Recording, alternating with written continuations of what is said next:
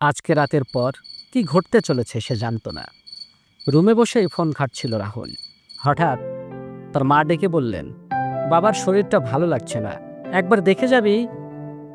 রাহুল বিরক্ত হয়ে বলল, তোমরা একটু শান্তি পেতে দাও তো, অফিসের কাজ আছে, বাইরে যাওয়ার সময় নেই।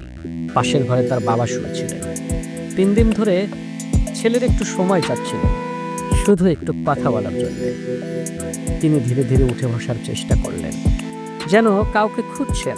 পরদিন সকালে ঘুম ভাঙল রাহুলের মায়ের কান্নার শব্দে।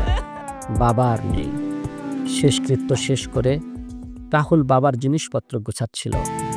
একটা পুরনো বাক্স খুলতেই চোখ পড়ল একটি চিঠিতে। হাত কাঁপছিল, তবু সে খুলল চিঠিটা। তাতে লেখা, বাবা, আমি জানি তুই অনেক ব্যস্ত, কিন্তু আমি তো একদিন থাকবো না। তুই হয়তো খুঁজবি, পাবি না আমায়। রাগ করিনি বাবা, কষ্ট পেয়েছি, তবুও তোকে ভালোবাসি সব সময়।